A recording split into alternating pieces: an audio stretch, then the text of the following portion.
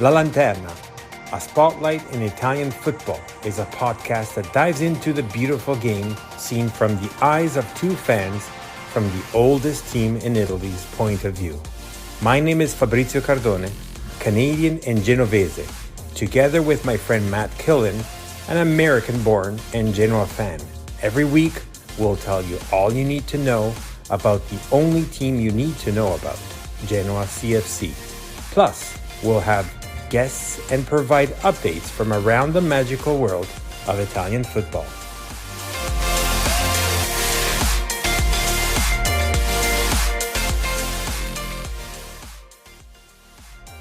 Welcome back to La Lanterna podcast. Hey, Matt, how are you doing today? Everybody doing great. Good to speak with you. That's another week of no news, should I say? No, I'm just kidding. Kind of. I mean, a little bit. There's some news. No, let's keep our. There's stuff to talk about.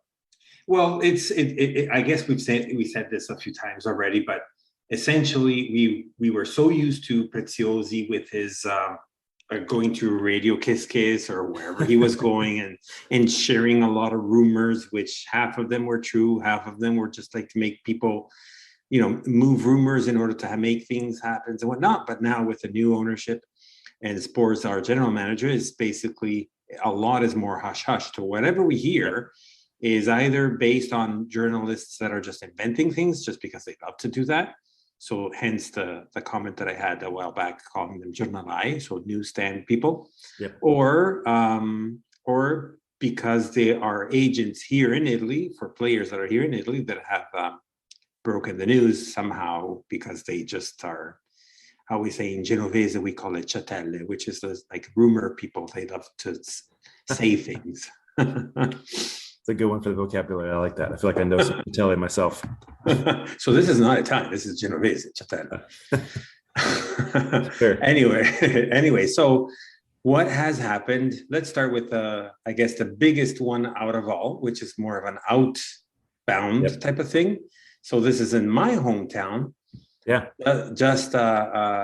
We received finally in Toronto for Toronto FC, official was Criscito here in Toronto. Yeah. So how did you hear it from the outside? And then I'll tell you what happened here in Toronto. Yes, it was over Instagram a little bit. You saw the arrival video, which is kind of funny. There were some folks waiting for him at the airport, I think, and some posts. I think obviously, Toronto posted about it.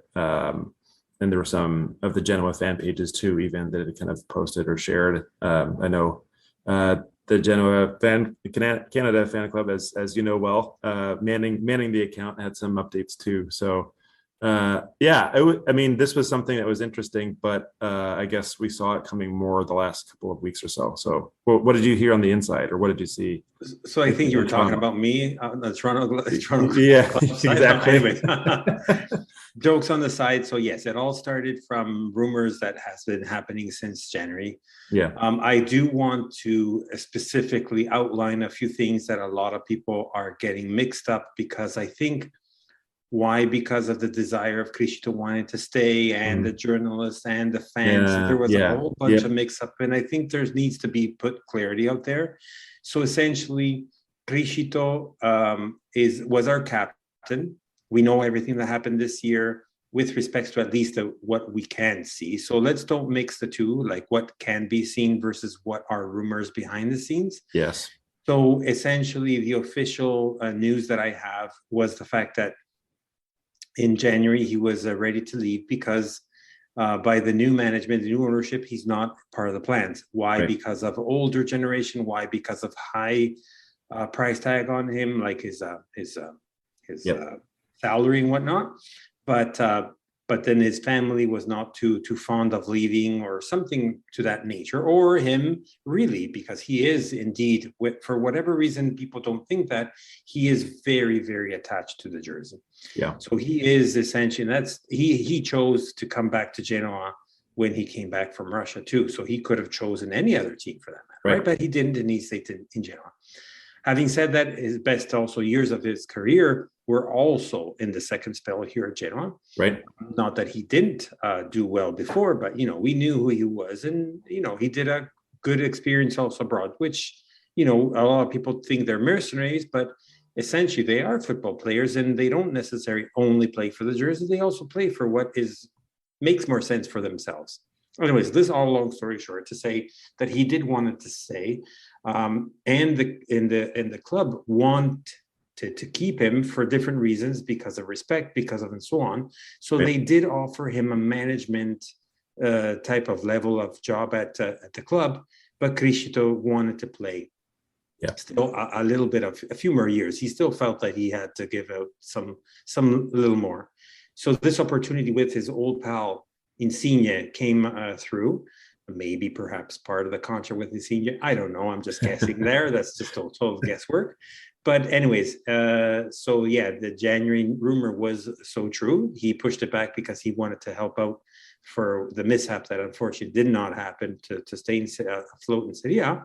Right. But now, yeah, he came back, and hence the rumor that we got when we announced it a few weeks ago, a month or so ago, that he was here in Toronto to define that contract, which actually did happen. Yep. So he did say, this is not a goodbye, this is an arrivederci, which means in Italian, it's not a goodbye forever. It's meaning I'll see you soon. Right. And he did voice out the fact that he wants to be in the future eventually a coach. They did relate to the fact that, oh, would you like to be like a coach like Gasperini? And he smiled, saying, I wish that would be something fantastic for him to be. So anyways, he's here in Toronto. I have to shout out to our friends from the Napoli Club Toronto, which puts together a very beautiful welcome package for Mimmo. The welcoming at the airport obviously is not at the levels of Insigne. I think the player knew the difference, also because Insigne coming over on the weekend was one thing, while Criscito came during the week. So also that gives a different type of turnout. But he's another sign up from Napoli background, because he was born and raised there. Yep. But it's another Italian that is going to the MLS, and specifically also to Toronto FC. Yeah, you got a little bit of an Italian contingent there. I'm glad that you said that, actually, to lead off with Mimmo, because there was a little bit of a reaction when that news was formalized.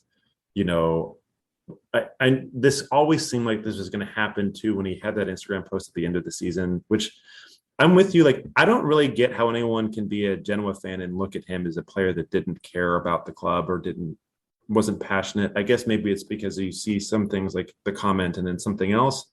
But I think it's a rational way to think about it, that this is a player, he still wants to play, he still has his career, he still cares about the club. I think these things can all be true at the same time. And to think about him like he's abandoning us or something else, or he doesn't care about the club, honestly, I don't think it's even all that productive for him to have stayed with us next season anyway. We need a player for the next couple of years, and I don't think we would have gotten much out of him in Serie A in, a year after next. So it's right. I mean, it should be thought of as a legend of the club, or maybe not quite a legend, but a really respected and valued and a key player for many seasons for us.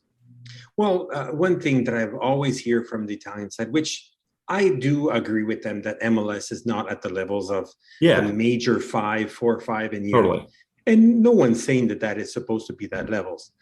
Not only for the fact that we're seeing that, being that there's like 6-8 hours, depending on where they play, of time zone difference, travel, it's going to be very difficult. That's why also, in my opinion, both South America and Central America never arrived to the level from the club levels to the European attention, importance and whatnot. Now, has MLS grown? You and I can see that very well based on the fact that we live over here. And it's hugely in the impact and the change, and it has improved so drastically that obviously if you live in Europe, you're going to still look at it like, yeah, whatever, that's just like a place for retirement and so on. But also you have to see it from the other perspective. I'm saying this perhaps from an Italian North American standpoint, mind you, but there is still hunger for soccer. Doesn't mean that because, or football, whatever you want to say, right? But if you live on this side of the ocean, what are you going to say? Oh, I only care about the top 4 leagues in Europe and I don't care about anything else. No, it's still interesting to see the rest of other leagues and so on, especially if they're here in home when we have both US and Canada who made it to the World Cup and Italy didn't. And I'm not saying that against Italians because I'm a pro Italy as well, right? But, it's still thanks to a great league that is happening, obviously, and it was never put at the level of Serie A, La Liga, maybe Liga 1. I don't know. No, I'm joking. No, probably not even at that level. But at the same time, with a lot of players that came before, from Pirlo to Kaká and whatnot, and nowadays we have Chiellini, now Criscito, Insigne, and so on. I mean, it's still interesting in how a lot of players in their older age are coming to teams in Italy. It's happening. It has been always happening at MLS as well. Yeah. Maybe that's why Serie A was put a little bit on the second level based on this thing that it's not at the tops like in the 80s and the 90s, maybe. Yeah, possibly. I mean, I don't, the MLS image is still kind of complicated, at least for me, because you do see the growth and, you've seen how much the Canadian national team has really expanded. And I thought we had a great insight from, I guess, Robert last week about what maybe had been the part of that. But this type of movement, I think it's wrong to say like Mimmo's going to the MLS to retire. I don't think that's exactly right. I think he's actually going to be playing pretty aggressively when he's suiting up for Toronto FC. But you do only see this movement typically happen at the latter stages of a player's career. Obviously, Ibra kind of came back and resurrected his career in Europe to great effect. David Beckham kind of did something similar several years ago. So there still will be, I think the point you're making, there's still going to be a level of competition, and it's still going to be something where they're challenging themselves. And I agree with that. I think you're going to see, and even, I mean, there's been a lot of activity actually. Gareth Bale signing for LAFC as well. So it's going to be kind of a fun and interesting season next year in the MLS. It'll still be interesting. I agree. I mean, again, I'm going to repeat that just because I know and I feel that a lot of Europeans that, or at least from the Italian side, because that's the side that I listen to the most. Yeah, it's nothing to compare with Serie A. No one's ever doing that. But if you look at it from an extra league, an extra, if you're hungry, if you're a sports person and you're hungry for soccer, for football, it's becoming more and more competitive. It's becoming more and more. It's not like your 4th, 5th, 6th division style of soccer. Perhaps it's at the levels of second, third, maybe second level. Maybe that, it's still not at the highest level, but it's still very interesting. And having said that, so when Insigne and Criscito come over, it's important because it raises that level, the bar to this championship, and that's very important too. Yeah, I mean, there are a lot of famous comments of players who've come over and then they've seen the drop, and that's fair. Those comments are very old, but I feel like they still make the rounds. Like I think Thierry Henry was famous for quoting, he wasn't getting delivery the right way. He was like getting passes behind him instead of like kind of leading him somewhere. But you're right that the level of the play has changed in the MLS, and you're starting to see more of that. It's not in the top quality of Europe, and all you have to look at players who've moved from the MLS into Europe, and that transition process, it takes time. Even in the Bundesliga, there are a lot of players that are really high prospects, or even look at some of the players for Venezia last season. Like it wasn't Gianluca Busio actually he played for Sporting Kansas City, which is my hometown team. I wanted him actually to stay there, but it takes time, and they're not there yet, but you're seeing the development, you're seeing the recognition of that talent. And when you have other players of a quality exactly of an Insigne or of a Mimmo, you give those players that much more opportunity to learn, and maybe Mimmo gets a little bit of his player coaching at the same time indirectly by being involved with the young guns and being a player that I think many on that squad wouldn't be ashamed to look up to, So. Absolutely. Besides, if that's what his goal is to become then a coach and whatnot, it's still extra important experience. He had it in Russia. Now he's going to have it in MLS. Right. It's still extra experience that it's very important for your pocket, as a future coach anyways. Different skills. So I guess that's the story about Criscito. I wanted to make sure that people understand that he was not caring about Genoa. Yeah. He does want to come back. The arms, like that's what I posted too on social media for the Genoa Club Toronto. I said it's with mixed feelings. I'm welcoming Criscito to Toronto for two Mhm. reasons. One, obviously, from a Genoa perspective, I'm sad to see him go because he was a captain. Right. Obviously, we've seen different captains in the past, and you hear people saying, well, Signorini was the top, and others say, well, Marco Rossi was the best, et cetera, et cetera. And if you even go further back, you get a whole bunch more from Onorati, Onofri, sorry, and so on. But, Yeah. everyone will have their own generation. But at the same time, being able to see for the first time a Genoa player coming over to North America. I'm sorry to all the Italians, but to me, this is amazing. A dream that came true.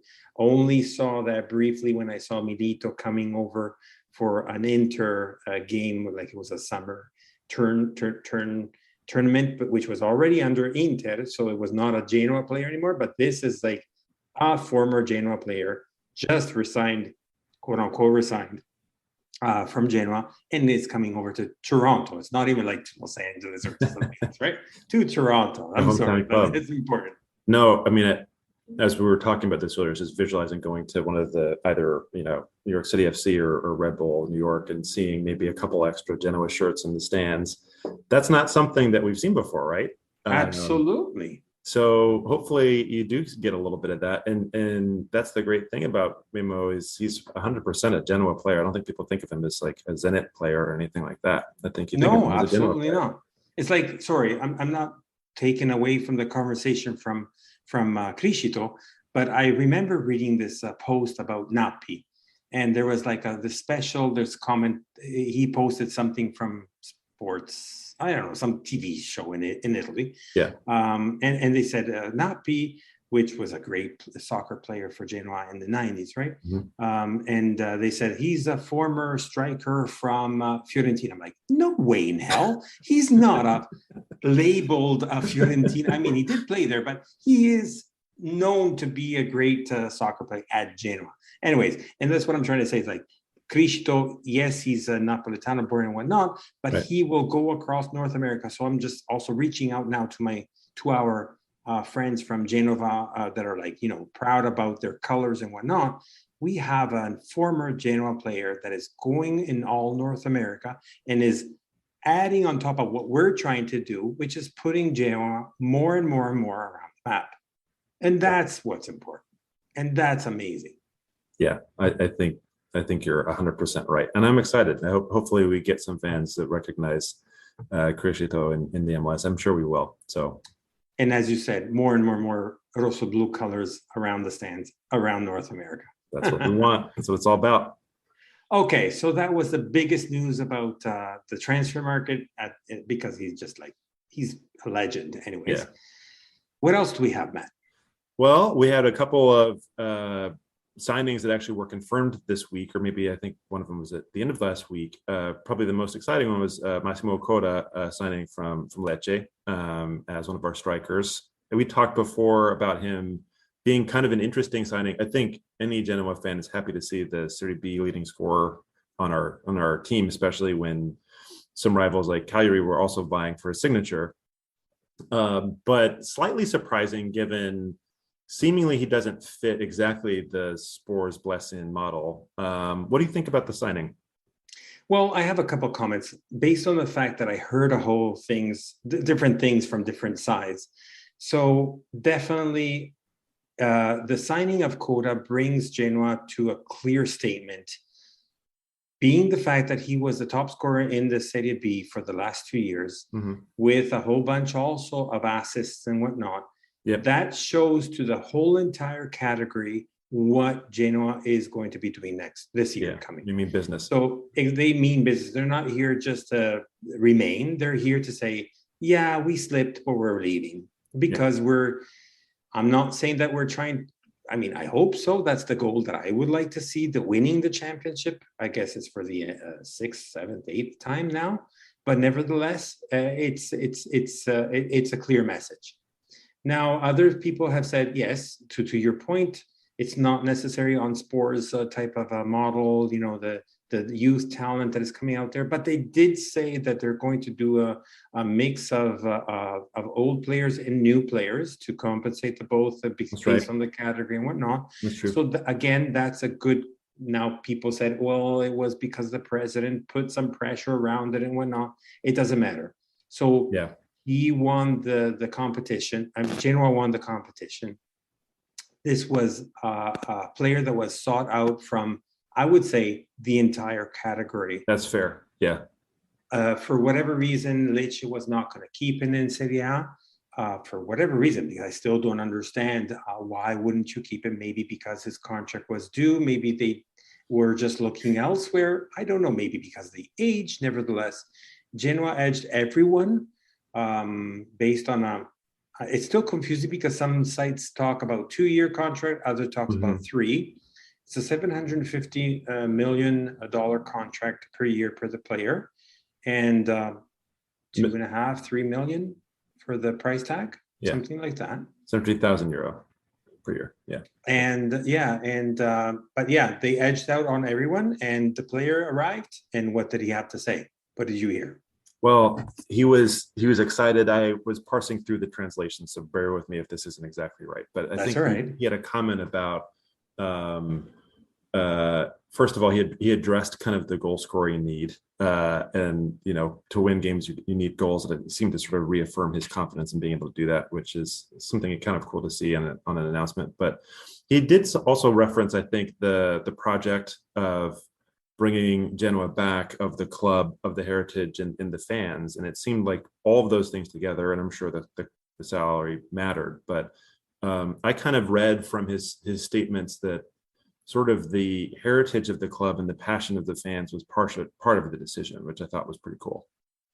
Absolutely. I'm sure like Lecce is very famous also for their fan base and whatnot. Yeah.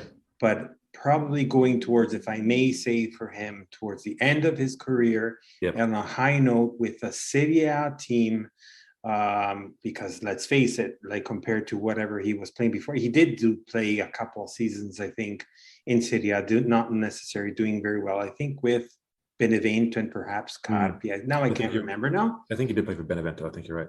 Yeah, and didn't too much showing there for whatever the reason was happening behind there. But at the same time, it's a good opportunity for him to finish his career on the higher note.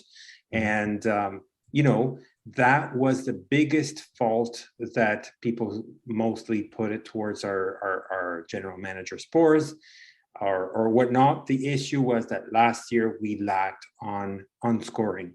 So just the fact of getting Coda was essentially a clear sign that that's behind us, and let's move on with the champion of goal scoring for the Serie B. Yeah, I think it was sort of a relief type of a signing. I mean, it seemed like we were going to get him for a little while, but this is our biggest need, and I think I don't think we're done in the attacking space, but we've addressed it well already. Oh, you're right. The attacking space, Yeboah or whatnot, we've always talked about, we have a great appreciation for Yeboah and whatnot. Yep. But if you have good talent up there, maybe that's what he needs to break out, to break through and whatnot in Serie B and whatnot. And then, Yeboah, I think, was an investment. It was a high price tag, probably the highest of all our new ownership. So I don't think that they just bought him by mistake. I just think that the kid needs more experience. Perhaps Serie B is the best. While there's some rumors that are coming out throughout that maybe he might be loaned out similar to Vasquez to get more experience and whatnot. I mean, essentially, Matt, how much of all these rumors are true and whatnot? We know that most of them are just garbage. Yeah. So having said that, that's not true. That doesn't mean that it's not true that he might be potentially leaving and coming back or whatnot. Mm-hmm. But do we have to trust everything we hear? Not really, right? I'm choosing to believe Yeboah is on the squad until I'm told affirmatively otherwise. So I love it. There's been a lot of stuff out there, but I believe we'll be there. So That's Coda. What else did we hear? Oh wait, we got another striker. Oh no, we're going to talk about it later.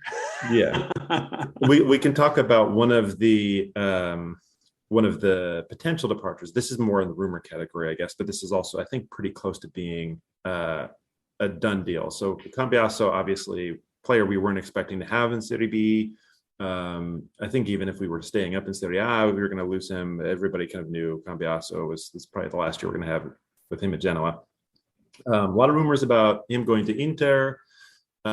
Seems more likely now it's Juventus that's going to be taking over, and the rumor is that basically we'll have a €5.5 million fee from Juve, and also Dragusin, I think is how you pronounce his name, Dragusin, yes. Midfield player going back to us. That's the rumor. Kind of interesting with the player coming back too. I know Dragusin didn't get a ton of playing time for Juve, but some spurts and some Serie A experience, just a little bit anyway. I'm still quite young, I think, too. I would any initial thoughts, Fabri? I don't know a whole lot about Dragusin, admittedly, but he was a name that had been brought up a few weeks ago, I think, as a potential player coming in, and sort of interesting to see the continued sort of transfer partnership with Juve. No, you're right. He did play in the past for Sampdoria a little bit, which it doesn't really matter ultimately. He's right back, center back, and right back is his other position, I believe. Yep. So it could be an addition to our back. So if we think about it, sorry, I'm just jumping a little bit back and forth, but if we think about it, if he does come because of Cambiaso, who is a right back, if I'm not mistaken, essentially in the back with all the new coming whatever we have today, I think we're almost set, I might say. Now with Coda, we have an important piece that is up front, but I'm still not. I still think there's some more things that are going to happen, anyways, up front. For the back, if this Cambiaso deal comes through, I think it's we're set in the back, and we just more have to focus also on the midfield or the three quarters, as they also love to talk about. What do you think? Yeah, I think we're close. I think we are close in terms of what's going to happen, and there are some other rumors too. I mean, we've had like the rumors of Huang also from Bordeaux, who've been sent pretty far down. I don't know if that's going to actually happen. He's a more of a center forward type of a player, but I agree with you overall that I think from a defensive perspective we are more solid there. I do still feel like though. Do you think we have enough coverage in the center back position? I know that obviously we're not going to have Vasquez or Ostigard, and so we've got Bani there. This Dragusin player is interesting, but we're also, of course, losing Mimmo too. So I still have a part of me that likes Sibora. I don't. Maybe not everybody does. Obviously, we've got Sylvan Hefty. We could potentially even have. I guess Frendrup will probably be playing more in the midfield position, but I suppose he could play in right back position also. So maybe we have a little bit to do, but I think you're right that there's less worries there maybe than there would be still in figuring out that attacking sort of jigsaw, because Coda is a really big piece, but we were kind of dysfunctional up there. And I don't think one player is the exact solution to the problems we had last season. Well, no, I was listening to this podcast just before ours was actually, it's not necessarily a podcast. It was like a live, that part I'm not too familiar with. It's like one of those live audio sessions through Twitter. Yeah. And they were talking about Coda and whatnot. And they were talking about his coming and whatnot. And they were talking about continuously staying with that infamous number that I never remember, that you know better than I do, the 5 4-2-3-1. 4-2-3-1, exactly. Yeah. So they're still staying with the one striker. I'm like, really? Is that what we really want? I mean, they were like saying if it was like a done deal. I hope not. I honestly hope not. But if that's what Blessing style is, then I mean, all for it, especially if it works, right? Yeah, I am with you on both fronts. I would like to see maybe more of like a 3 attacking or even like 2 striker formation. I'm not opposed to a 4-4-2 every now and then with maybe the right sort of configuration. I mean, who cares? Like all this stuff, the formation stuff is what it is, but we want to see that production on the player side of things. And it was frustrating watching the same formation a lot of the times with the last part of kind of Blessing's tenure, just because we sort of knew that we weren't really fit to perform that way. Yeah. And it was curious. I mean, I'm not sure if that's his. I don't really know how much he had. I think was it Oostende before he came to us in Belgium. I can't remember the name of the club. I don't know if that was his preferred lineup or if that was the lineup that just gave us the best combination of defensive cover and some ability to go forward, or what that was. I don't think we'll be in that. I still think we're going to probably have more of like a 4-3-3 type thing, but I also think we're going to be rotating that depending on the situation, maybe a certain team or if certain players are kind of getting in that right rhythm. So we'll see. But yeah, I mean, I wouldn't be too upset with the return of €5.5 million plus also another player who could at least be part of the rotation, which seems like, yeah, Oostende, that's right, KV Oostende. So we'll see. That'd be interesting to see if we can find someone from that background in one of our next podcasts. That would be quite interesting. Or even Leipzig, but at the same time, Leipzig was like his background is like under 17 than under 19. Yeah. So I would think that we're in the younger Oostende would be a great addition if we had someone that knew him from that team. So hey, Belgium, listen to us and come and knock to our door. Yeah. Anyways, so yeah, I'm going to add to that question, that topic, that point that you remarked for the fact of, are we covered still, like that question in the back? Mm-hmm. There is still a rumor in place. I mentioned that to you before our podcast. Zinho Van Housen. Yep. We haven't seen too much of from him. We did see that he's a little bit fragile, but whatever he showed there, he's a very young, talented player. Super young. Exactly. There is still rumors for the fact that he might be still an option because he did reject Sampdoria. There's a whole bunch of teams that are after him from, I think, hold on, sorry, Verona. I mean, there's a whole bunch of teams that asked for him, but he did say that if he had to go back loaned out, he would have a preference for Genoa. We obviously know why, because Genoa is like a great team to play for, but ultimately perhaps based on the fact that he, you still see some players that you work with, so you know the environment and the ambiance there. Yeah, I mean, I would prefer that than us signing even more of a recognized name. Just at this point, having a player that already is familiar with, especially if you're going to have him partnering with Bani. Maybe he didn't do that as much during the season just because of how everything went by. He had a few games, of course, that he was featuring for us in the starting lineup. But I would prefer that familiarity than a new face at this point, especially given the quantity of new faces that we added in January and that kind of whole process. Absolutely. Which, by the way, I know this is a little bit of an aside, but I kind of wanted to get your take.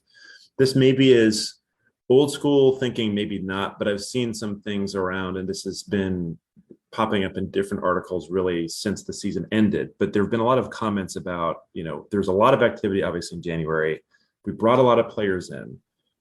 We have a lot of players, and also, to be fair, a manager who don't really speak Italian. They're coming from new places. I don't think this is a xenophobic comment or anything like that, but the assimilation of our players coming together and all coming from different backgrounds. Do you read into that too? Like, do you think that there's something? I mean, there's this period now, and then obviously in Bad Herring in Austria and everything, there's chances for that bond to be there, and hopefully we have our business sorted. And it sounds like that's entirely Spores and Blessings. Plan is to have everything really sorted before that starts, so you really have the chance for the team to gel. But do you give credence to that? Like, what are your thoughts on that kind of overarching point of view. Well, no, that's actually a good topic, a good question that you raise from the Italian perspective. And I'm not saying that that's my feeling. I'm telling you because what I'm hearing is obviously they're not comfortable with that just because that's what they're not used to. So if you look at it from a Genoa, like an overarching team that is like the historical first team, founded by Britsman and so on, I would say to you that's all welcoming because the overall, I think the focus is on let's find talent, especially around Europe, right? So Central, Northern, whatever that is, which is under-evaluated, and there is a whole bunch. Let's give them the opportunity to grow and whatnot. Look at even Holland himself, right? But from the Italian perspective, there's this fear because that's not what they're used to. They're not used to, not only from an Italian overall perspective, so I'm not talking about Juventus and the larger teams, but from a medium to lower perspective, they're saying, well, no, from Serie B, we need like a, before when even Blessing was at stake there to be able to be confirmed or not, we need another coach, we need this player, and all Italian. I am sure, and I understand the thought and the sentiment when it comes to the fact of we're in Serie A, we're in Serie B, it has to have, we're the Serie A or the Serie B, so it's not the foreign look. But who says that can't work? Who says that cannot be? Remember when even Atalanta started, nobody would have ever put 2 pennies on them. And look at what they pulled out. And let me remind everyone, one of the comparisons that they actually raised was, we want to be like Atalanta. So yes, the Red Bull model from the European perspective, but Atalanta. So nobody would have put really 2 pennies to bet on Atalanta at the beginning, and look at what they are now. Forget about what they did this year. It could be just a rotational, different type of new talent that needs to be brought out and whatnot. Maybe because of Gasperini's style, which is a very high demanding type of approach to soccer, which can make players very tired and whatnot. Maybe even psychologically. I mean, we've heard all throughout about Gasperini, good and bad, right? So what do I think? I think I love it. It brings a more international level aspect approach to what I believe Genoa should have been from when they were since inception. I think it's I understand the concern in the short term, because if you consider all the things together in not a vacuum necessarily, because we had a real situation in January, but really poor form, some strange stuff may be happening in the locker room, allegedly, again, in the rumor mill type of things.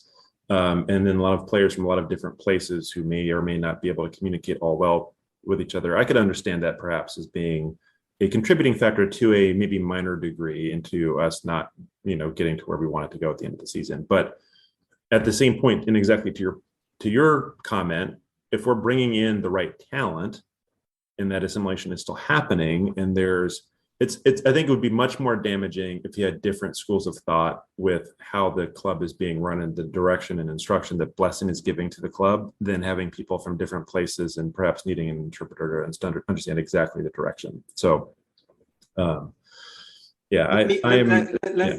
let me add to that. Let's not forget all the management that we had around Preziosi, which was like a full Italian style model. Everybody was complaining about that. So let's just enjoy this, take the ride. They're still under analysis because we haven't seen more than 6 months, basically, right? 8 months from this. They did their mistakes, and there's nothing wrong with making mistakes, especially from you're at the beginning. Like, making a mistake when you start is one thing, making a mistake to those levels anyways, after, I don't know, 2-3 years, that's quite different, right? Right. Or however many years we had to deal with the whole Preziosi there. So exactly. There was one more signing. Well, there are actually a couple other signings, but I think wanted to talk about an additional player, actually, also from the Bundesliga. Hopefully I pronounced Josep Martinez, I think is how you pronounce his name, goalkeeper from RB Leipzig, backup keeper for them, was on the squad. I think he's being brought to be a backup keeper for us too. Um, Kind of good news, but I think likely we'll not maybe see a ton of actual game time. Again, you see also with Ilsanker the Leipzig familiarity. I'm not sure if this is a player that Blessing knew back in the under 17s or under 19s when he coached them, or if Spores had that connection. I'm sure at least they had intel from their contacts over there about the player. But some good news, I think, some fortification in the goalkeeper unit, and at least you have a player that was trusted to be on the bench of one of the better sides in German football anyway. So Absolutely. So I think again, like the backside, and I think with especially on the goalie side, I think we're all set now. yeah, I think Jose Martinez is going to be a great addition. I think he is going to have lots of talents. He did have a little bit of experience, even though a lot of people I think are believing that he's going to be how do you say, like he's going to be playing the jersey together with Semper. I think Mhm. Semper is going to be our first player. Then you never Think know so. in life and what happens, but Right. I think he's going to be the second player, the second goalie, Mhm. whatnot. And on top of that, we also got the confirmation of our third one as well, and he did sign, That's right. increasing his length of stay. So we're all set at back. Yeah, I That's think a good we're start, I guess. there. We go. Okay, so moving on, then what else? What other type of rumors do have you heard? Well, there is a little bit of a rumor, maybe slightly less interesting, but we can talk about Charpentier a little bit. So obviously coming back from loan at Frosinone last season, had a decent run of form there. Somewhat surprising kind of collection of clubs that are interested in him, apparently. Lille, Strasbourg, and it seems like Real Valladolid, who are run by actually Ronaldo, if you remember. He owns the club in Spain. Yep. They're kind of rumored to be really interested in him. Genoa want 5 million euro for the player, which maybe none of the clubs are willing to pay. But yeah, he's a guy that was kind of, we're getting him back. Is he going to stay with the club? Is he going to go? It might be kind of interesting to have him stay because he has the Serie B experience. Um, but also maybe a player whose time admittedly hasn't worked out perfectly for Genoa either. So do we move on and take the fee? Well, that's a good point. I think there's not too much news about this. What's happening today? So Yeah. the session for the new season has already started. They're in Pegli, so that means they're in Genova. Yeah. Blessing has a tremendous tough job right now with the amount of players that came back. So, and he's just one of them, right? So essentially the toughest job that the coach has right now, including general manager and who not and whatnot, but to analyze the amount of players that came back from loan that you just said, and Charpentier is one of them, in order to understand, do we keep them? Do we evaluate? Do we make them improve their performances and whatnot compared to what they already, like a lot of players that were in Serie B that are from Genoa did very well, like in Serie B. So maybe also playing with us if they decide to do so, maybe that will render them even better, perhaps even launch them to the top division, or even just launch them predominantly also with the Serie B. I mean, there's a lot to work around there, Matt. Like I wouldn't want to be Blessing right now, honestly. I don't know what you think. It's crazy. I mean, I know that this isn't exactly the target to shoot for, but when you just look at the quantity of players just from Serie B last season alone, like there's a huge number of players and they're all kind of in maybe not exactly the same category, but in a similar category of, they did well enough in Serie B to consider a run at it. And not just, obviously we're not just taking Serie B experienced players, that's not what Genoa is right now, but there's enough of a decision making to be had there. And also, mind you, we're going down in a season where we're not going to be getting the revenue we had last year. So there is a real need to make sure we're smart about the players we're keeping and that we can save some cost by bringing a player along that has that experience and knows the club, obviously we're incentivized to do that. You would be in any case, but even more so in Serie B. So it's going to be, I think you're right. It's going to be really challenging for Blessing and maybe Spurs is involved too a little bit. And which of these guys we keep around and which ones maybe we loan out again, or maybe we just kind of, we look at the squad size, we've got to start selling players. Well, exactly. Like if you remember one of our past guests, Raffaello, from the New York club Cosenza, and when he mentioned, rightfully so, about the talent, the pure talent coming from Giuseppe Caso, and he's like 23 years old, a forward. What do? Are they going to be keeping him? Are they evaluating him? Are they ready to put him on the market? Obviously, Raffaello was saying, "Oh, we want him back. Like he's definitely like the guy to keep, right?" But it's tough. It's really going to be real, and it's a good tough and a bad tough at the same time, because you have that amount of players that you don't want to keep on your books. You're going to have either decide to loan out or to sell, and that's the tough part, or decide to keep, right? Yeah. And you've got a dual problem too of a lot of these players. There might be the bidding interest is actually probably happening still in Serie B, Absolutely. So you risk, if you make the wrong decision, maybe you give an opponent a little bit more strength. So okay, so I guess we're ready for a commercial break, and then we'll have a whole other section to talk about.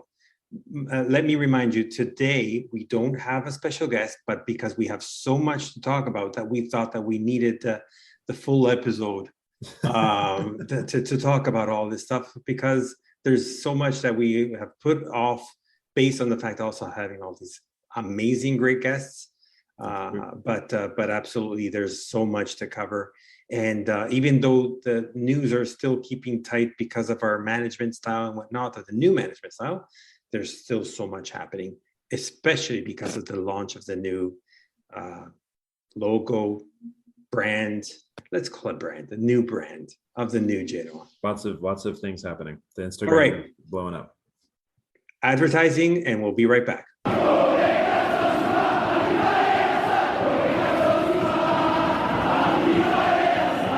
My name is Fabrizio Cardone, and I approve this message.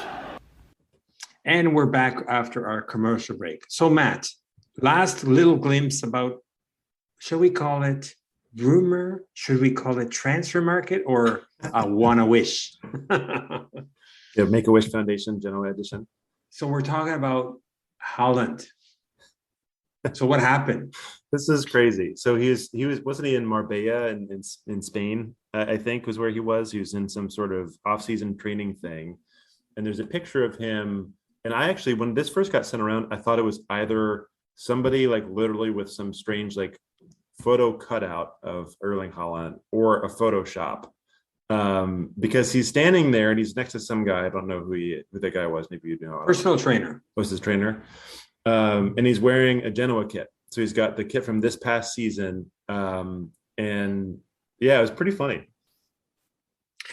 I'm going to use a little bit of assumptions here, but this is essentially my take and what I think would happen. Like, there's a bunch of people. There are like three theories. The first one, he's a lover of teams that have historical value. I highly doubt that's the issue.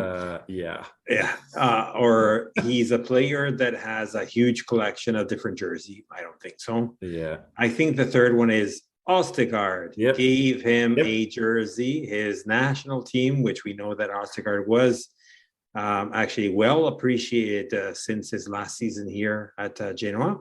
And he just used the jersey that Østigård gave him. So that's essentially what happened.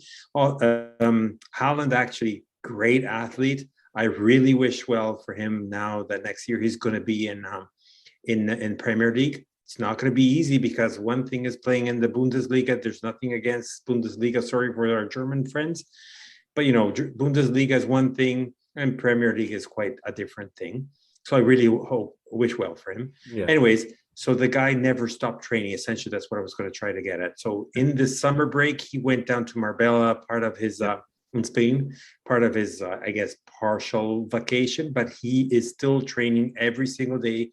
That's a picture with his personal trainer, and he's wearing the most beautiful jersey in the world, which is Genoa. The Russell Blue. It was pretty cool to see it, actually. And that was exactly what I said in the General Code New York group chat too. Is like, this must have been Ostigard. Like, there's no other way. There's no other possible way that like this happened. I don't think Holland grew up a Genoa fan all these years and just has been. Hey, never say never, right? True. Look at what happened to Matt. Yeah, that's true. That's right. Talking about jersey, shall we talk about the jersey? Yeah. So we neglected to mention this last go around, but we know, I think, I'm not sure if it was official or how it broke out, but I guess you call them Castor. I thought maybe you might pronounce it Castore, but it's an English sportswear company. So I guess Castor would make more sense. They're our new technical sponsor for next season. So replacing the Kappa kits, which, by the way, I was sort of surprised to see the shirt fit Holland, because I figured Holland would be a larger guy, like maybe it would be like me. I tried in vain to buy like 5 different shirts at the Genoa store in Genoa when I was there, and I couldn't with any of them because it was just like there's shrink wrap applied to my body, and it was not at all flattering for. You had to buy a jersey from the 90s because they were like nice and loose, right? Nowadays you have to have like a super fit body in order to wear a jersey. Otherwise, you're gonna have all these rolls like me too. It was bearing all. So the only way around that is like and everything. Yeah, it's like. You can even see the veins almost, like if you have any, or the nipples coming through. They're how tight they are. Those are bad visuals. I don't know if anybody listening wants to think of this, but yeah, exactly. So anyway, no more Kappa. That's, for me, the best news is that's the thing. Maybe we can actually wear the shirt that the club are wearing next season. Maybe not. Yeah, fair enough. I do kind of like the older, like the Lotto and A6 kits anyway. I think there's some good ones from back then. Lotto was fantastic, yeah. Yeah. I think there was Raffaello that was saying that Cosenza has Lotto. Oh, do they? Yeah. It's a new signing for them too. Yeah, I felt like they always had like really good quality stuff. And the styles were always good too. But anyway, so Castor is the new sponsor. First team in Italy to have Castor. That's right. First team in Italy. I think they're probably other largest brand, if I'm not mistaken. Well, I guess there are a couple. There's Rangers are maybe the most historically relevant of the clubs that they have. They also have Newcastle and Wolves in the Premier League. There's been a little bit of a scandal actually with some of the new Newcastle kits, because I don't know if you've seen this, there's like an away shirt that is like very obviously like a Saudi Arabia like national team shirt. Oh, wow. No, I did not see that. It's kind of incredible. It's like the same color green. It's all white, and it's got like a white and green Newcastle badge and stuff. But anyway, we're the first Italian club to have Castor. Do you know very much about these guys? Like, what do you think about the thing? The only thing I know, we read that almost together because it's a new company. They were founded by 2 brothers, very young, born in the late 80s, I think they were born. Okay. The company was founded like in the early 2010s. So they're fairly new on the market. They're starting to get a whole bunch of signings. They are a lot more present in Formula One and in rugby. Mm-hmm. And they're expanding slowly now in soccer too. So soccer or football, whatever that might be, however you want to pronounce it. I don't know. Being new, I know that their motto is like to have technical quality and, innovative type of looks and whatnot. Mm-hmm. I have something that I wanted to share with you. The challenge that we have is the core fan. The core fan from Genoa has always been like sentimental and attached to tradition, which has a good thing and a bad thing. Yeah. The good thing is traditions always keep in mind what the real sense of a whole bunch of things are. Mm-hmm. But the bad thing is that they're not too much open, and this is not a critique in a negative way. It's just a critique to say, okay, I don't know what I'm trying to say, but essentially what they say is like the first jersey shall never be touched, to say It's Yep. that clear cut quarters, red and white. Yep. Almost about always that same type of tone of the colors of the red and the blue. Yep. Everything else you can play around with. I'm not too much fond about this desire. I am okay with the looks of Barcelona, Juventus, and all of the other major teams. It's another way for the team to make money. To make money means that they can invest, they can get better sponsors, they can get more money in order to be able to invest. Mm-hmm. So if we really want to think of it from a larger perspective, I think we should open up. I'm not saying we're going to change the colors because it wouldn't be Genoa anymore. And I agree with that. I did post, for example, on the Genoa Club Toronto, just it was like a mock-up or like a concept kit. It was like the red and blue kind of meshed together. I mean, I'm not saying that I was like super fond about it. Obviously, people are like looking at the nitty-gritty, the fact that it had still cup on the sleeves or the Serie badge or whatever. That didn't matter because it was a concept itself or just like a Photoshop type of thing. But I mean, why not? Having there to say, okay, let's change the quarters red and blue to, I don't know, like the stripes like Bologna, I'm going to say no. Absolutely no. Yeah. You know, that's not the jersey anymore. But if you start to play around with it and whatnot, I don't see what's the issue. What do you think? I don't mind it too much. I do have a fondness for the classicness of the home kit and frankly of the away kit. And part of my hope with Castor, actually, I mentioned Rangers. Rangers have had a pretty good release this past season from them. They had a very traditional home kit that honored, I think it was some sort of anniversary. I don't know what it was, but very classic blue shirt with kind of a vintage style collar and stuff. And then they had another kit that was actually meant to honor some, again, another milestone and very traditional, like white with the badge and another traditional kind of like piping on the sleeves and stuff with the red and blue. And so I kind of am hopeful that we see the return of a really traditional away kit, actually, which we haven't had in a little while. But at the same time, I agree with you. So long as you respect if you call it the Rosso blue, like halved design, I think you have to have that halved design has to be there. But we've seen some other versions of it where, I mean, Lotto even did this, actually. They had a little blending between the two and one of the designs that was there. I think you kind of do need to keep the sleeves in the same way they've always been. That's the Genoa shirt. But I mean, even Kappa did this, right? Like they had the season before this last one, they had kind of this nice treatment with gold application and some striping tonal designs between the Rosso blue, which I thought was really good. And this year they've got the map of Genova and they've got it done in maybe like slightly different colors. And their first kit was a nice one too. It was very simple. It was within the template of one of their kind of designs that year. So there's a way to do it, I think. But I also understand the need to keep it pretty close to what the tradition is, because that is a lot of the identity is. And you don't see very many clubs that trot out with a half and half kit. I think it's easier to be more creative with like a striped design, maybe because you can do it in different ways. Right. Like, for example, this year's, I really love the fact of having the underlining type of map of Genoa as you know, you couldn't see it from far, but you knew it was there. Or the year before, you still had a little bit of stripes within the blue and little stripes, so darker, lighter blue. You couldn't even see it, but if you look very closely, 2 years ago, we had like that, you know, the stripes within the stripe, the quarters. Yeah.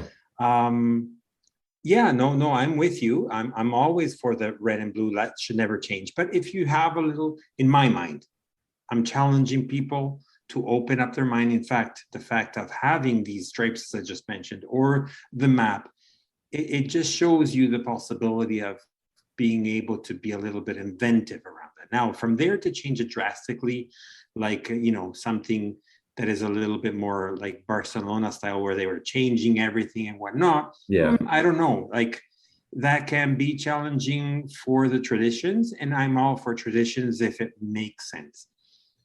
Yeah. A lot of people are pro and con also for the second jersey, like that red, the white with the red and blue, which is technically the original jersey. Right. I mean, it started with the white jersey, I think. Then they went with the white with the red and blue bands horizontally, which is now the second, essentially. But I know that people have started to open up to the variation of the second jersey.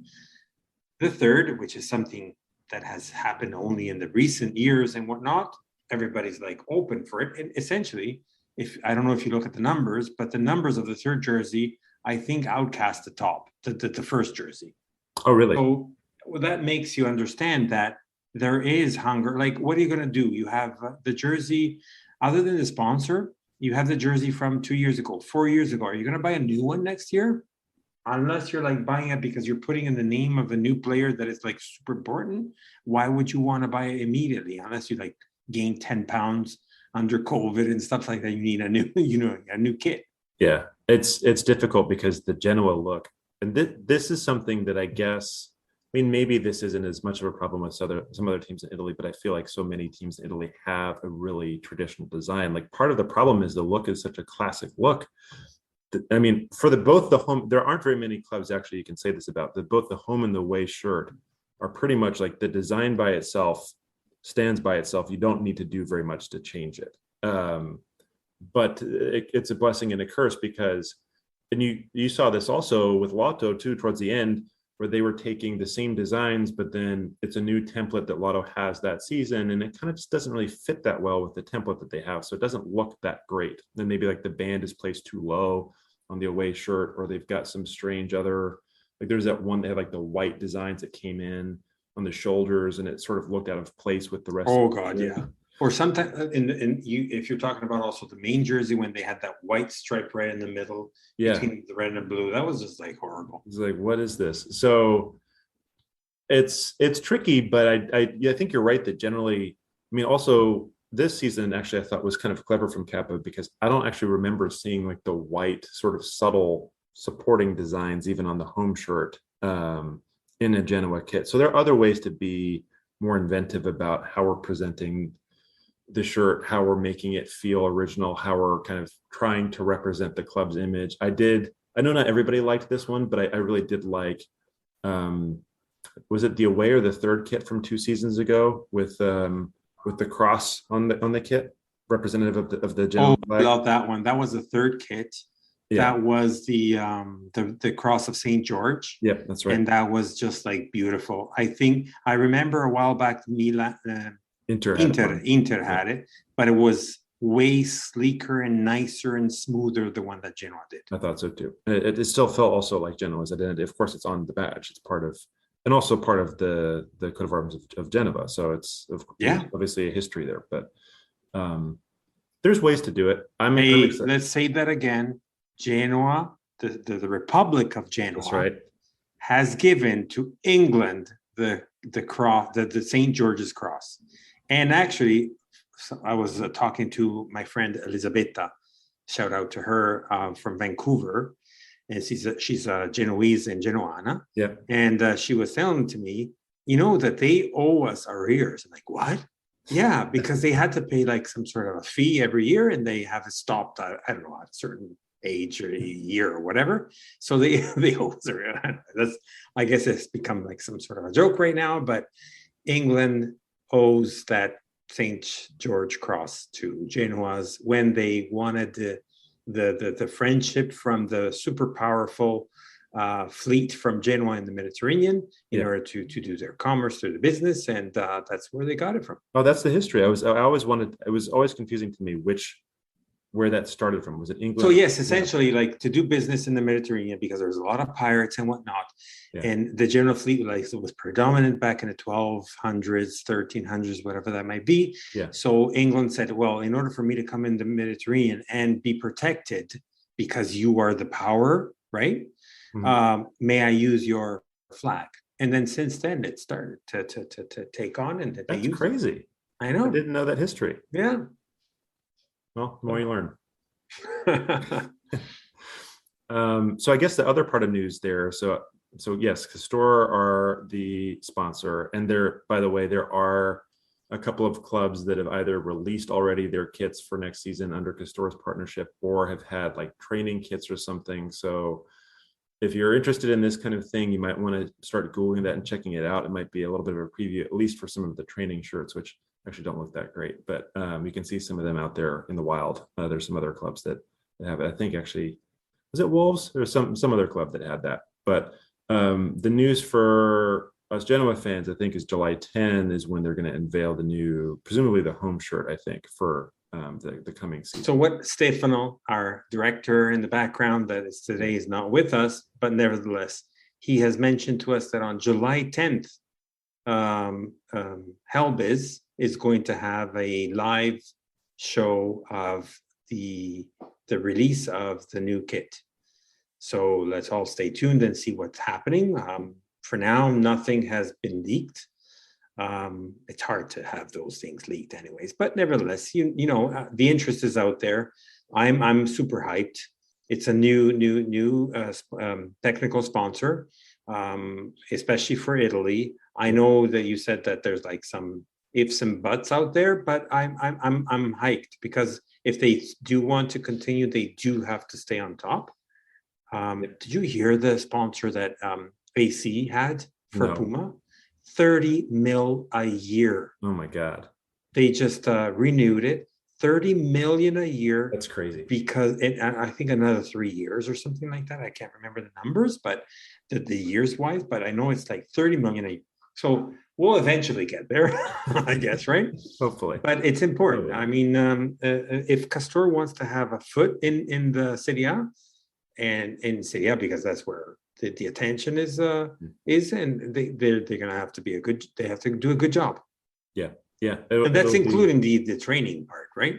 The training jerseys. Yeah, you want it's a multiple factors thing. Like there's obviously the sales, and that's going to be a big thing. I think that they have a bar to clear that should be easy enough. I mean, Kappa made wonderful stuff, but I just had a problem with fitting into most of the things that they had. And I know a lot of they're very well known to have it super fit. If you're super fit, and even then it might not be super fit. Yeah, the design thing is just like, guys, you can at least sell to us like we're not players, we're not.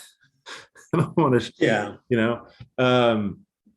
But yeah, that's going to be part of it. Is going to be the player feedback on the actual training wear. That's, if you're a team signing up for a technical sponsor, you don't want your players to be uncomfortable or to be complaining, or it's too hot or too cold or it's itchy or whatever, so itchy. I don't know if that's going to be a problem. I hope that sounds like something from like 60 years ago, but yeah, we'll see. And it should be interesting to see the release in, I guess, just a handful of days. I can't wait. When I hear these things, they're like 10 days, 2 weeks, 1 month away. I'm like, no, just tell me like now. I know the anticipation's there, but the thing that's kind of fun about it is that signal to like, oh yeah, the season is about to start again. Like it kind of feels like when the season ends, it's just there's this bleakness and there's nothing happening and it feels so far away. And maybe we'll talk about in a little bit some of the Serie B schedule stuff, which we don't know a whole lot about right now. But when you start to see the kits being announced and the players in our case, Austria and other places, then it's like, okay, we're actually building. There actually is a season that's about to happen. We're not just in this purgatory forever. So you talked briefly, you just mentioned briefly about the some dates here. Yeah. So I just wanted to share a few things. This is as of today that I know about, that we know about, is the calendar draw for Serie B is a little bit behind compared to Serie A. Mm-hmm. So Serie A has already started. They already actually given the first 5 days for, who plays on Saturday, who plays on Sunday, who plays on whatever, mm-hmm. what time slots and whatnot. So the calendar itself for Serie B, and the reason why I think they delayed was the fact of they first announced that they were not going to have a break during the World Cup. That's right. So that threw them off when FIFA came out loud telling them you have to stop. So essentially Serie B got a little bit slapped in the face. In a way, it's good because I still want to follow the World Cup, independent, especially because of US for you and Canada for me. Yep. And in general, I am a general fan, but I'm also a soccer fan or a football fan. So what that means is that, to the topic that we talked about before, I mean, I don't follow MLS that much, but if I am out with friends and we are going to watch it, I'm still going to watch it. Now with Insigne and Criscito, definitely I'm going to watch a lot more. Yeah. So the break for the World Cup to me was very important, even though it was cool in a way, but in another way, I'm like, but there's a World Cup. So that actually FIFA, I think, did a good job there, in my opinion. Others might not agree with me, but everyone is entitled to, as I am. I think it's interesting also that, I mean, maybe this was going to happen regardless, but obviously if we weren't going to get a big amount of viewership, I don't think they would have cared. There probably are some clubs in Europe or some leagues in Europe that are continuing to play through then, but maybe that draw is so little that it's not going to matter as much. It's not to say we're proud of being in Serie B, but maybe it's an acknowledgement that this Serie B season is a little different with the teams that are in that league. So absolutely. I guess based on the amount of attention that is Serie B is starting to get, especially this year. Yeah. I'm hearing a whole bunch of friends that we're hearing through social media, and part of them are scared because of the amount of pressure there's going to be this year. Part is excited because of the amount of teams, the quality did not, we talked about it like probably almost when we started, like episode 2 or 3, because at that point we didn't know that we were going to be relegated. But the likes of Bari, of Palermo, of Cagliari, of Venezia, Genoa, of Parma, and so on. It's just unbelievable. Yeah. And we still have Buffon. That's right. I always keep forgetting about that. We still have Buffon. Anyways, going back. So mid-July apparently is going to be the draw for the Serie B calendar. So stay tuned. So that means a couple of weeks away, essentially. Yep. Today's the last day for us recording is the 30th of June. So it's the last day of June. Yeah. So in a couple of weeks, season starts same like Serie A, 12, 13, 14. Serie A, I think, is like 13, 14, 15. Yep. World Cup break will end on November 13th with the 15th, match day 15, and will resume on Boxing Day. At least we call it here in North America Boxing Day. Yep. Or in Italy they call it Santo Stefano or Saint Stephen, which is the 26th of December. We're going to be having, I don't know the dates yet, 4 midweek matches versus the 6 of last year in Serie B, mind you. And the end of the season will be on May 19th, or that weekend there. Isn't that incredible? So we're down a league and we're actually playing fewer midweek games. That was one of the biggest complaints last year. Like we had one of the derby games, I think, on like a Thursday, which for us, it just was like, are you guys kidding me? Or maybe it was a Friday or something, but there were several big matches. At 6, something like that. Yeah. It's like, are you kidding me? Yeah. And it's like right during, I mean, for us in North America, it's directly during work. So you had to like block your calendar off. But even like the complaint was mainly about also for us, it's like we're used to. Right. But in Italy, like people having to get off and like when it's a special derby, you don't go at 5 minutes to 6. No. You're going to go like 8, 4, 5, 8 in the morning to get ready and get all the preparation.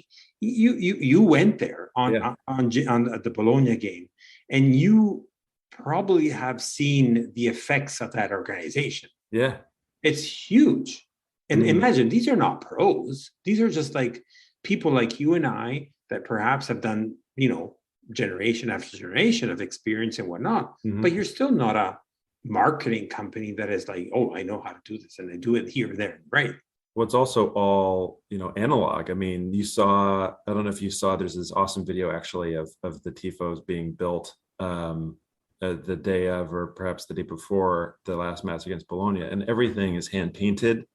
I mean, that's always how it is, and that takes time, and there's a reason also why fans are there. Make sure to get there at least an hour before the match, right? Like you're getting ready, you're getting your instruction, you're finding out where you're going to go. And so 6 o'clock, when everyone's breaking out of work at 5 o'clock, like you probably don't even get to the match until 6, maybe if you get to there at that time. And then there's a called like a permesso, which is like taking hours off of work, or some people have to take the day off of work. Right. You know, it's hard for them. I feel for it. I feel for us. I can only imagine them too, right? Yeah. And with Serie B is going to be a bit tough because they always make fun of us when they make fun of us of Genoa going down relegated to Serie B. The fact that we're like the Saturday slot versus the Sunday, and so on. So well, it's just whatever. But I will gladly take my Saturday slot in 2 less weekday games from a viewing perspective specifically. I'll say that much. Well, as they say, as we always say, and you hear that and you read that all over the place, meglio in Serie B da Genoano che in Serie A da Sampdoria. So better to be in Serie B as a Genoa fan rather than in Serie A with that other team. Anyways. I would love for us to end the season going up and them going down, which is a very you know what? Don't say that out loud. Actually, let's record that as a thing on this episode 8. This might happen. This really might happen. Be incredible. And honestly, people say, "Oh, we missed the Derby de Lanterna," like internationally speaking, and so on. Sure. You know what? If they go relegated, I don't care. I'll be happy. I will be ecstatic. I'm not rooting for that to happen next year. I mean, I would love to play them. Sure, absolutely. Everybody would like to watch that match. We can still with Coppa Italia. You can true. Technically still. That's right? True. Yeah, it could still take place. But yeah. So season tickets. So a week ago today, I think. I think a week ago today. I think you're right, actually. And the numbers we had from today, but today means also Italian time, are I think more than 5,000 sold now, probably. The 5,000 number was reported earlier in this week, so it must have eclipsed that by now, which is remarkable, I think, especially given, obviously, the lower division. We're talking about season tickets here, too. So these are plans that people are buying to go to the matches. It's not just an individual game that they're going to. Well, I've heard people throughout, Raffaello, one of our guests, we're going to have other guests too in the future, from Jake, from Cittadella, and so on. They are looking forwards, looking up to, and scared at the same time of coming over at the Luigi Ferraris. Like for them, sometimes I speak with Jake, for example, and he's from Cittadella. He says to me, like, I can't believe it. Being able to go and watch a match at the Ferraris, that's a Serie A stadium. It's unbelievable. Like thinking about all the other stadiums that we have in the Ferrari, it's just like, it is a stadium that there's no other. Yeah. There's the only other comparison that we have is only in England. Yeah. And it's, you've been there. So what do you want to add to that? Like, I mean, that experience. It's a very unique experience, I think, for anybody that's not been to. I mean, even if you've been to some of the larger, like in our North American friends are probably more likely to have maybe gone to Premier League match, maybe at Anfield, or maybe you've seen Manchester City or Chelsea or Arsenal, and all of those stadiums are wonderful. And you've got the pre-match experiences there that are great, going to the pub and doing the little walk to the stadium and all of that. But it's a proper, like, old school ground, kind of. I mean, you've got the 4 enclosed kind of style, which is very sort of English style. You have this, they had the picture of it actually in the season ticket video of the, a man, I think, walking underneath one of the walkways there. And when you walk in there and fans are getting ready for the match, and you see flags draped over that, and everyone's getting ready to go. And there have been a lot of comments from different people who have gone to the Ferraris and said, I've never seen more flags at a match ever than what I saw there. And you just have that volume that carries through the entire pitch. And then you also have, interacting with the tribuna and the distinti, who maybe aren't quite as loud, but are certainly participating and in their own way, right? Yeah, totally. And that's part of it. And then you've got the background too, a little bit. You can still kind of see a little bit of the hills on the outside. And it's I remember in the olden days, like, I mean, before the Italy 1990. Yeah. Genoa had they revamped the stadium, right? So Right. because of the World Cup in Italy, obviously they changed it, and that's why you had the roof and whatnot. But Yeah. before that, there was no roof. So the mountains that you just mentioned meant that if you were up there with binoculars, you were able to watch the pitch. Yeah. It was amazing. That's so cool. Yeah, I was going to ask that all that stuff happened right before Italia 90, right? Like Yeah, that's right. current, that whole thing. Yeah. Which is interesting because I guess it wouldn't have really been that quote unquote traditional like English style stadium back then. It would have been more of an open ground and you're just kind of It was essentially not too much diverse. The difference was the fact that no roof, and the corners that had those little the towers. Uh-huh. In the olden days, it was not a tower; it was all part of the stadium. Oh, so they really just you added still had stands. support on the outside. Yeah. I thought it was. In fact, when you arrive at the entrance of the stadium, Yeah. and you saw the difference between that yellow portion and the red, Uh-huh. the yellow is the original. Oh, yeah. Okay. Well, that makes some sense then. So when you look at the picture, so whomever wants to look at the Ferrari Stadium in Genoa, and you do a search on your search engine, I don't want to do advertising for Google, but anyways, you do a search engine on the Luigi Ferrari Stadium in Genoa, and you look at the facade on the front stage, you see the name Luigi Ferrari Stadium, whatever. 1911, I think, was the foundation of the year. Mm-hmm. Ex-former Genoa player, et cetera, et cetera, et cetera. But nowadays, the structure itself is like this red brick, like a deep red brick. Yeah. But there is a little portion of it that is like on the yellow side, and that was the color and the original structure of the old stadium before Italy 1990. Yeah. Very, very interesting. I think so. The last thing I'll say about that is anybody that does get a chance to visit, if you are a little bit of like a football historian, one of the few places in today, maybe it's more common in Italy, but standing sections, I know like the English thing for good reason has not had that, but you can see it. Obviously, that's where the Grandanata Nord is, also the Grandanata Sud. We don't need to talk about the Grandanata Sud, but although it does seem like it's going to be a lot, we will see more Genoa fans on that side next season anyway. We'll have more of that kind of filling in and maybe a little bit less hostile and stuff. But even like next to that, there's some spaces where there's like kind of bars separating folks from going too far into the next row down and everything. It's sort of a total throwback to some of the older kind of stadium designs. So pretty cool. Well, you'll never have that. Like in Italy, in Genoa, anyways, you have this glass barrier from the stands over to the pitch, which is kind of like, I don't know, it's interesting, but weird at the same time. Yep. Well, in England, when I'm so used to the Italian way, even though it looks weird, when I look at the English stadiums and there's like no barrier, you could walk really from the first row into the pitch without any issue. And I say to the Italians when they think about that and say, "Oh, I want that too," but like that would be absurd here, exactly, because you're uncivilized. Like, you're just going to jump into the pitch at any issue that is going to happen from the referee. But yeah, so no, and we said that one of our past episodes, the fact that we don't have Curva, we have Gradinata, and it's the only stadium in Italy to have that. It's like tremendously unique. Unfortunately, our friends from, if you remember our guest, Gianni from the Culture Guys, so that when they went down to Genova, they unfortunately went to the other side, and that's why. Yeah, that's right. I have a feel they admitted it.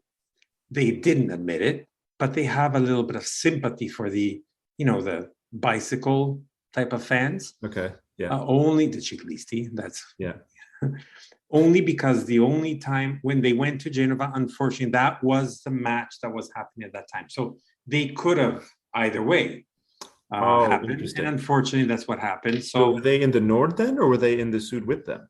I don't know where they went. If I look back at the pictures, I'm gonna think Distinti. Okay. But it was a Sampdoria match against, I don't know, but it doesn't really matter. Just because it's Sampdoria doesn't really matter. But exactly. Anyway, so I said to them, "You're gonna have to come back. You have to go to a Genoa match, and ideally to a derby, and you will see, you will feel, the and difference. you will, yeah." And when you said that advertising about the season pass, the season tickets and whatnot, about that man going underneath the tunnel and whatnot, that's exactly the same type of experience I had to the very first game when I was a kid. It was a derby. It was like a few minutes, maybe like 10, 15 minutes before the match happened, was it going to start. The actual whole entire stadium was like trembling, chants, flags. The whole stadium was full, rampacked full. Yep. And that experience, and that was with the old stadium. So the capacity of the stadium back then was like around 50,000. Wow. Yeah, a lot more, because there was no seating. It was just like benches, right? Yeah. Different rules. But oh my God, I just thinking about it, it was like gives me shivers. Anyways, how are we going to watch Serie B next year? That's the biggest question for a lot of us fans all over the world. It's a big question, and it's something that is more clear in other places than in others. So many of our listeners may have already seen or heard about Hellbiz Live, which of course we just talked about with the kit unveiling. So we will be able to watch Serie B matches there in the United States. So we're fortunate to be able to have that service. And also, I think Italy, and did you mention Serbia? I mentioned Serbia because I was looking into it, because me in Canada, I'm having issues. You in the US, you're okay. We're okay, yeah. So I reached out to I didn't get too many answers, but I reached out to our folks, like our Genoa fans, Genoese that moved abroad. Mm-hmm. Luca from Ireland said that he's hoping for Hellbiz, but he's saying Serie B is on no satellite channel. So in the UK, they're hoping for Hellbiz. Yeah. While from Ivano from Malta, he said with a 6-7 euro a month in Malta, they're able to watch Serie A, Ligue 1, Ligue 1, Premier League, and Bundesliga, but nothing about Serie B again. So I'm gonna. This is a shout out to Lega Serie B to say, okay, fine, you're a separate league compared to Serie A, but shit, if I can say the word shit, like seriously, like do something about it. And I'm not saying because now we have been relegated, so the attention has to be because of us, but seriously, like it's important. Get something out there. It's important just because, like, why, like even in England, people don't only watch the Premier League. No. You've got all sorts of stuff. I mean, even like the lower leagues, people are paying attention to there. But yeah, I mean, we're not even having like, oh, I can't watch on Hellbiz because some other group owns the rights in this market. It just doesn't seem to exist, like full stop. And so, like, obviously, you could get around it with VPNs or some of that janky stuff. But this is also an opportunity to drive more revenue for these clubs. And I think, in the very least, you have obviously a really large contingent of Italian soccer fans in Canada, as you know well, Fabri, and of course, right in England, these guys invented the game. They're crazy about the sport. They'll watch it 12 times a week if they can. Of course. And there's some famous clubs, obviously. They're always going to be bound to be there. And so how do you help with that distribution? At least focus on places where you know most of that viewership could come and figure out a way, because you already have a solution with Hellbiz where you can, you just need to have the right infrastructure and then you're fine. So I think these are two things. Like, in a way, one, when Serie B, Lega Serie B detached from Lega Serie A, in a way was a good thing because it gave more power to the Lega Serie B, because it was almost like, the runt when it was under Serie A. Yeah. But ultimately back then, times have changed, but I'm assuming that if it had remained how it was before, because it was part of the same league or same group per se, I guess if you got the package for Serie A, you would have gotten also this package Serie B. So I'm thinking, maybe I prefer that way, that style, that model. Yeah.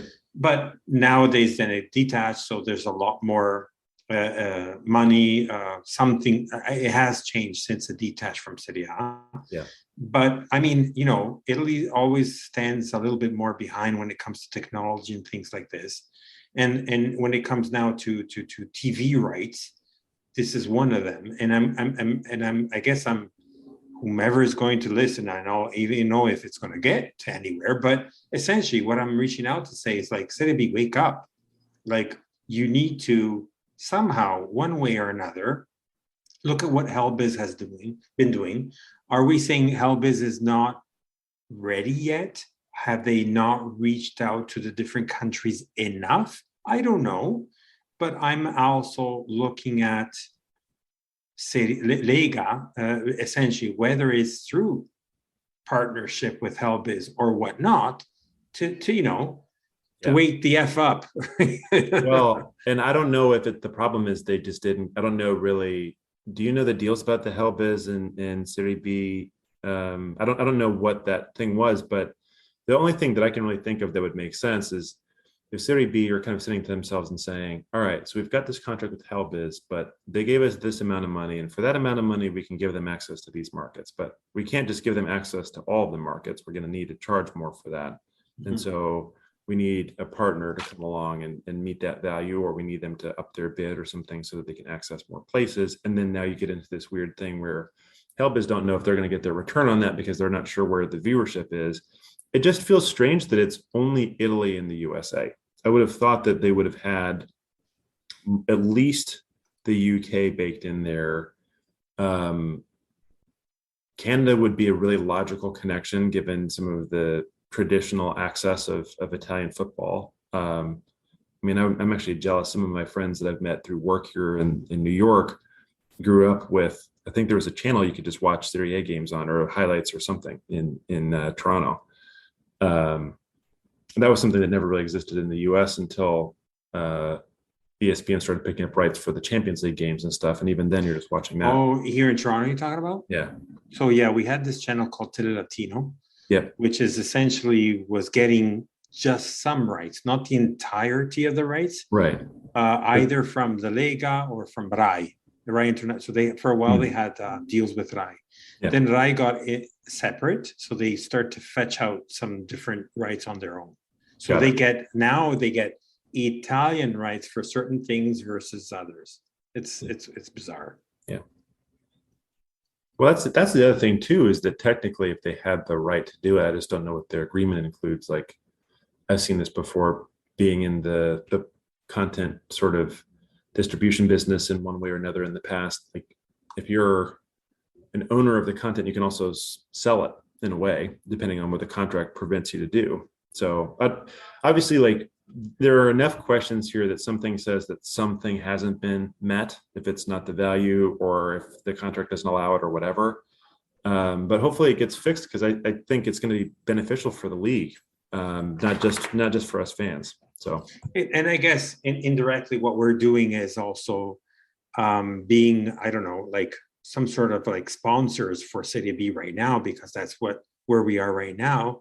And I think it's important, like even tomorrow, once we go back to Serie A, does that mean that we cannot still root for our friends that are still following Serie B, and for all those teams, like from I'm thinking about Sud Tirol, and I'm thinking about Cosenza. Yeah. You know what I mean? Like, I'm not saying that they're going to be always in Serie B, and that's not what I'm alluding to, but I'm saying peoples and realities like that are still going to be interested in watching it. And why should we go pirating on the website and trying to get like these pretend to be type of streams and whatnot, right? And while we cannot just see it, especially nowadays with streams. Yeah, I mean, there's so much to be said about that. And this is my own anecdotal thing, and maybe I'm just crazy, but I love that my ESPN Plus account, which I still had from Serie A from a couple seasons ago, you get the access now to several the EFL, the English Football League, kind of the several tiers under the Premier League. So you can watch the championship games, you can watch some games in League One. Every now and then they'll have like the League Two games. I think maybe they had like the playoff finals to go up to the next like level. Those are fun matches to watch. And Absolutely. I'm not a fan necessarily of those clubs, but it's still football. And especially And you're still going to watch it. You can watch it. And for us too, every now and then there's a player that maybe is coming up from there first that has an opportunity. Well, that's one, just to wrap things up. That's essentially what I've always rooted with also Italians and so on. So again, about the Italians in general fans on top of that. Oh, I'm so, melancholic about the fact of having matches on a Sunday at 3 p.m. only, everyone at the same time. And I said, and I always say to them, I'm not only a general fan, I'm a football soccer fan. So what does that mean is like, if they had Serie A, Serie B spread like all different matches at different time slots, I'd be happy. Yeah. When I can, I'll watch whatever I can, just because it's fun. And like I've seen that, like in Italy now, I see DAZN taking a lot of a presence right there. In Canada, at least, we had DAZN for a couple of years, where they had both Serie A and Serie B. Sorry, both Serie A and Premier League. Yeah.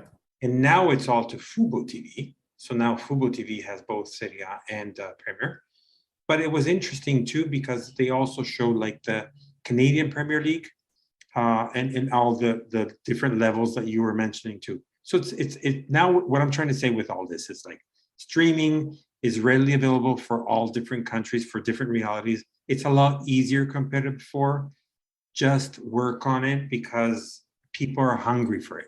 I think the distribution is there. And even if it's a pay for game model or something, I've seen that before too with some services. We got to pay $4.99 or you got to be part of this other thing. And then it's all behind a paywall.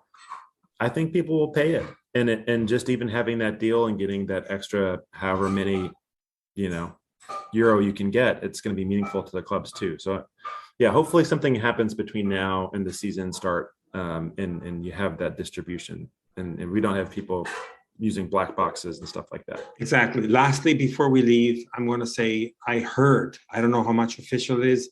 Apple TV is had signed a 10-year contract with MLS, which is insane. Yeah, that did happen. That is crazy. That is amazingly insane. The value of that thing over time actually kind of makes sense when you think about how long the contract is. And I think 10 years, Matt. Yeah. 10 years. Yeah. It's big. I mean, I think they were also on ESPN Plus for a second. I don't know if that's true. They were also on their own streaming service, I think, too. I can't remember which one it was. But yeah, that did happen. Big contract for them. And it kind of raised a couple of eyebrows here in North America because it's sort of like, are they actually going to be decreasing their distribution? That was the big thing, is like in America, there are not as much folks on Apple TV as some of the other streaming platforms for kind of obvious reasons. And so you have the games there. Before, there was a lot of access via more they need content services. They need content. And I think this is a great buy for Apple. Like, look at what it's a great buy for Apple, for sure. No, look at what also Disney did. What did they do? They bought out the Star TV. I can't remember who that was, and that added to content. They bought Fox. So I mean, that's the only way to make yourself be known and whatnot. And for sports, you get a whole bunch of different type of group, and that's what they're supposed to do. And going back to Serie B, I think folks out there from Lega Serie B have to reach out. People like Hellbiz that are amazing. An amazing group that is like reaching out there to like the second tier, third tier, and whatnot. Just work on that. Yeah. Because you're going to still have that little slice of the pie, which is still important. Yeah. There's something there. And I think there's got to be a way to get a deal done. I think what we're trying to say. So I think we're at the end, Matt. This is a super long episode, but at the same time, we needed that because, our we're going to come back obviously with our guests because there's like a whole long list and we had so much to talk about. As you see, we're not even like done yet, but we still have to like how much to talk about. Anyways, so I guess to wrap up from my side, looking forward to the new season. I can't wait for that jersey. I can't wait for Castore. Not Castore, even though I want to say Castore. I'm going to keep saying Castore. I know. Me I know too. Me too. Whatever. And yeah, see you next week. Amazing to be here with you to bring news from Genoa and whatnot in our English language. Yep. And it's a very important because Brit born, Brit raised, and whatnot, at least from our foundation, from our club. And Forza Genoa as usual. Forza Genoa.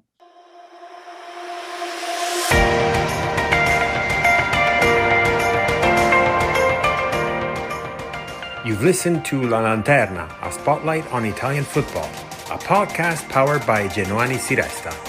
Thank you for listening and see you next week.